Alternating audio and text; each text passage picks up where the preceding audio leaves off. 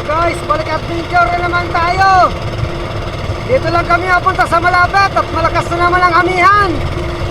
Pupuntahan namin yung dating spot, yung laging napagkukunan ng kulambutan. Sana mayroong bagong tabi para makadili siya ulit ng pandurudugtong.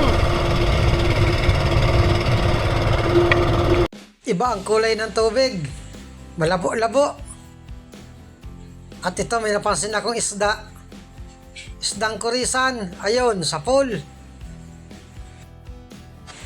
Presyong kanuping at manitis din ito. 130 ang kilo. Sana may bagong tabing kulambutan. Ito, may pasalubong na punong. Ayun, daplis. Kasauli. Ayun, bato ang tinamaan. Hamal ka. Magalaw dito sa ilalim. Hirap patamaan. Ayun, gitik. Ganito kapag malakas na naman ang amihan, magalaw ang ilalim ng dagat. Dati lang din ang langoy, dandahan lang tayo. May maliit na pating dito sa ilalim. Bagong anak siguro ito. Ito ang pating sa parting mababaw lang. Hindi na ito nalaki. Siguro ko ang kalakihan lang nito. Mga 7 o 8 kilo. Pinakamalaki na yun. At pag ganitong pating, ang kilalang tawag dito, pating na bungog kung tawagin.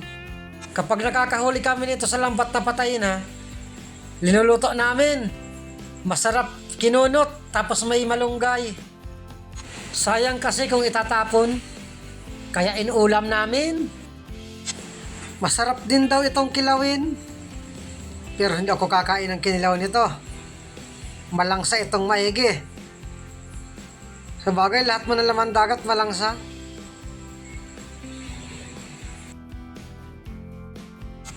Walang bagong tabing kulambutan.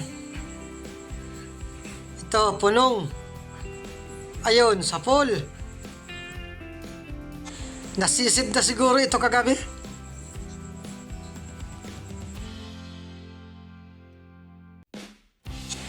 Halata man kapag hindi pa nasisisida ng isang bahura.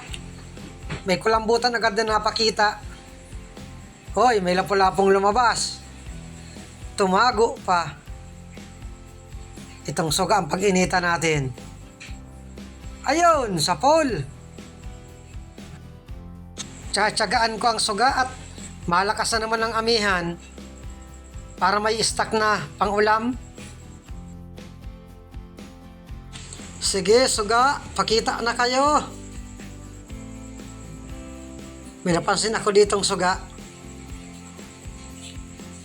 Hindi na lumabas. Mailap pagkakita sa akin sabay suot. Ayaw magpaulam. Ito, suga uli. Ayun, sa pool. Masarap itong sinasabawan. Ang pang-asim ay kalamansi. May suga uli akong napansin dito. Tumago dito parte. Uy, may lumabas na lapo-lapo. Andito yung suga, 2 pala. Ayun, sa pool lang ba to? Ay, hamal yan. Grabing galaw kasi. Ayun, tinamaan din itong isa. Hanapin natin itong isa.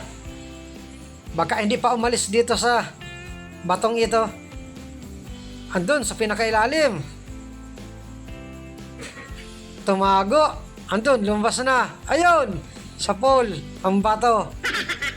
Ay, hamal na yan. Hindi tinatamaan. Magalaw kaya. Hanapin uli natin. Andito. Ayun, sa pool uli ang bato. Ay, hamal na yan.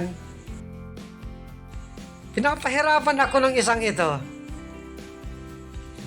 Dito naman daw sa kabila. Wala. Balikan ko dito sa dati. Andito. Ayun! Tinamaan din. Pang-ulam ka? Kapag naluto kami ng suga, tinatanggal na namin ang ulo. Wala man ding laman ang ulo nito, kaya tinatanggal na namin. Dito na parte yung lugar na napagkukunan ko ng malalaking kulambutan. Kaya lang walang mga bagong tabi. Dalawa lang naman yan, may nagsisid na kagabi or wala lang talaga. Ito may isdang paro-paro, dalawa. Kalibangbang pala yung isa. Para kaming idinuduyan dito sa ilalim. Ito, suga. Kahit suga, magalaw din. Ayun, sa pool. Ito pang isa. Ayan, sa pool din. Pag wala tayong magpangkulambutan, dalawahang makasampa sa puhunan ito. Tiyagaan lang ito ng langoy. Makakakita rin tayo nito. Dadaanin natin sa tiyaga. At ito may lipstickan or bibiya. Ayun, sa pool. May ihawin na ang inakay ko.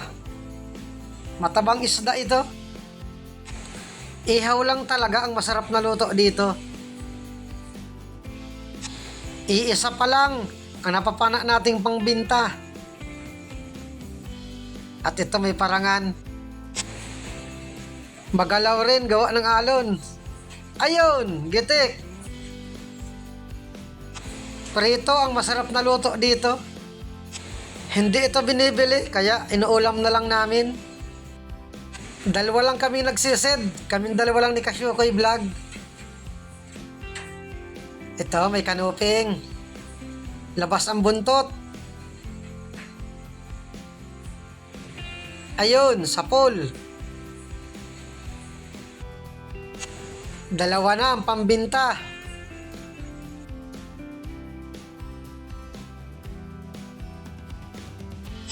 Kulambutan lang ang pag-asa dito. Kaya sana makakita tayo. At ito, liglig.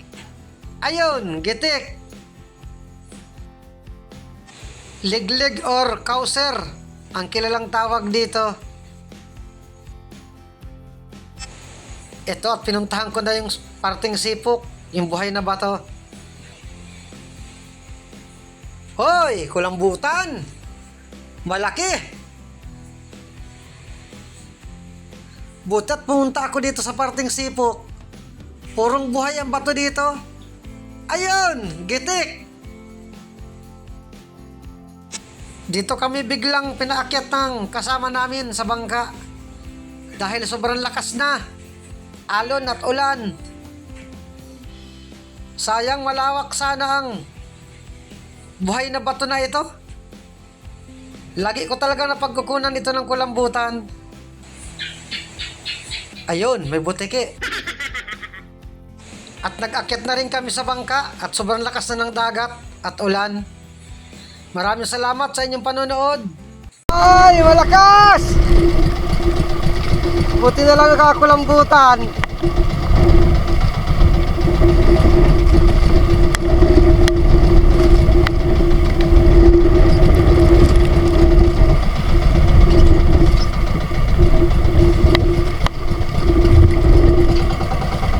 At kung walang kulambutan, logi. Nag-utay-utay na rin kami pauwi. Grabe lakas ng hangin at ulan. Alon, iya. Ito't malaki na. Swertehan ako lambutan.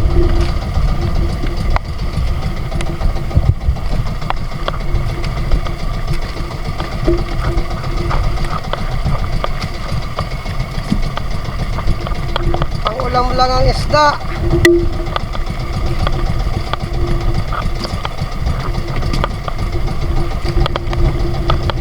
Yan guys, baka maghanap pa kami ng koble. Pag malakas pa sa koble, mauwi rin kami.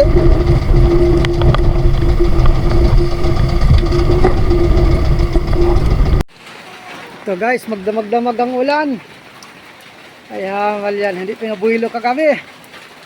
Labong-labo ang tubig. Sobrang lakas dyan sa parteng labas, pinuntahan namin. Wala na kaming nahanap na kubling lugar, kaya umuwi na rin kami. Matagal naman ito bago luminaw.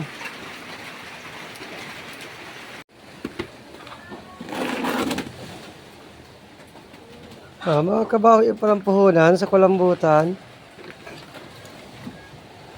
Buti taka kulambutan. 3. Itong isda. Ano lang ito, pang ulam? Pang ulam! ah,